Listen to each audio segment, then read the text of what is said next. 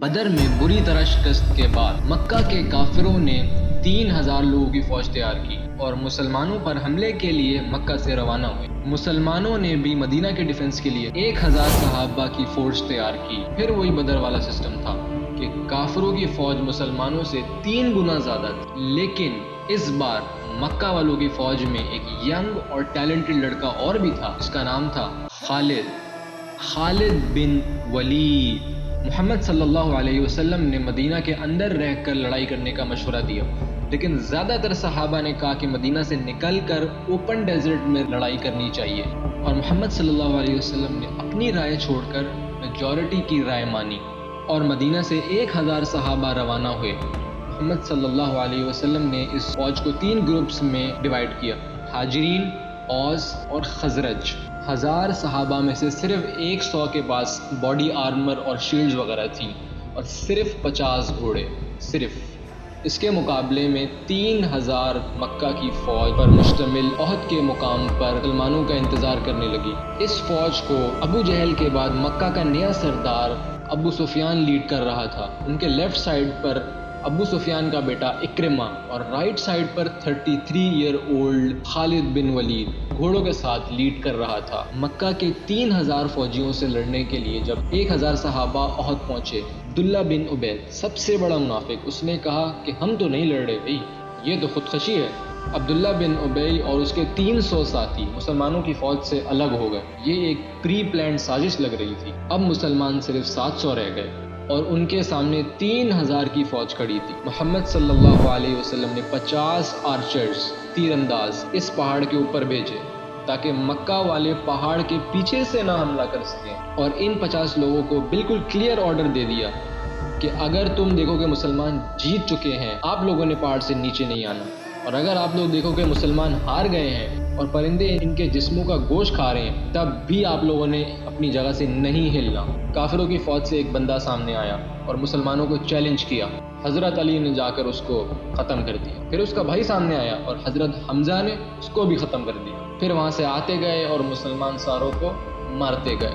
اسی کے ساتھ دونوں فوجوں نے حملہ کر دیا۔ پہلے لڑائی تھوڑی سی سخت ہوئی، مقابلہ ہوا، لیکن آہستہ آہستہ صحابہ ان کو ختم کرتے گئے اور مکہ والے حوصلہ ہارتے چلے گئے، اور تھوڑی سی لڑائی کے بعد بدر کی طرح مکہ والے میدان سے بھاگنے لگے۔ کلیئرلی یہ لگ رہا تھا کہ مسلمان جنگ جیت چکے ہیں، اسی لیے پہاڑ پر کھڑے 50 آرچرز تیر انداز میں سے 41 تیر انداز جیت کی ایکسائٹمنٹ میں پہاڑ چھوڑ کر نیچے آ گئے، مال اکٹھا کرنے لالچ میں آ گئے، اور پہاڑ کے اوپر صرف 9 تیر انداز رہ گئے، اور ایگزیکٹ اسی ٹائم کا انتظار کر رہا تھا خالد بن ولید۔ جیسے ہی وہ نیچے اترے، خالد اپنے گھڑ سواروں کو لے کے پہاڑ کے پیچھے سے آ پڑا اور تیزی سے حملہ کر دیا۔ اب the game was completely changed۔ مسلمان جیتی ہوئی جنگ کے بجائے 2 فوجوں کے درمیان پھنس گیا، اور آہستہ آہستہ بہت سارے صحابہ شہید ہوتے چلے گئے، اور مسلمانوں کے مین جنرل حضرت حمزہ کو ایک حبشی غلام نے شہید کر دیا۔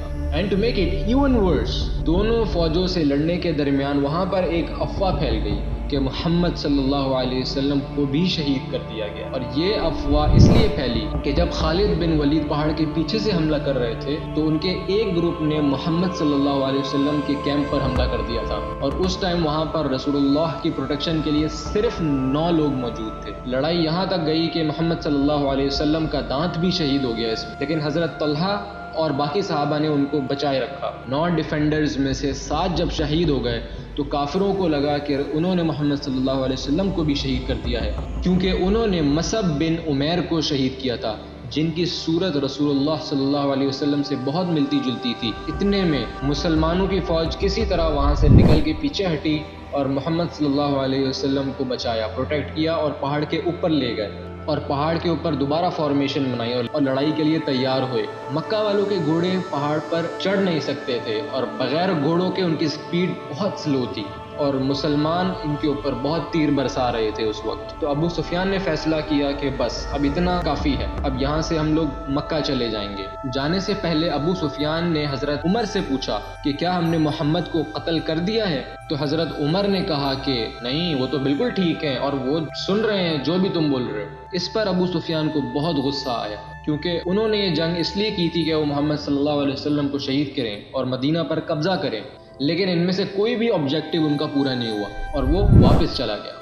تاریخ میں بہت سارے ہسٹورین نے اس جنگ کو مسلمانوں کی ایبسلیوٹ شکست قرار دیا تھا، لیکن کچھ ہسٹورین ایسے بھی ہیں کہ مسلمانوں کو بہت نقصان ہوا، لیکن قریش اپنا کوئی بھی آبجیکٹیو پورا نہیں کر سکے تھے۔ اس جنگ سے مسلمانوں کو بہت نقصان ہوا، لیکن ایک چیز مسلمانوں نے اس سے سیکھی کہ جنگ کے دوران کبھی بھی اپنے لیڈر کے آرڈر کے خلاف نہیں جانا، اور پھر آنے والے سالوں میں بڑی بڑی سپر پاورز کے خلاف لڑائی کرتے وقت کبھی بھی مسلمانوں نے کسی بھی لیڈر کی خلاف ورزی نہیں کی۔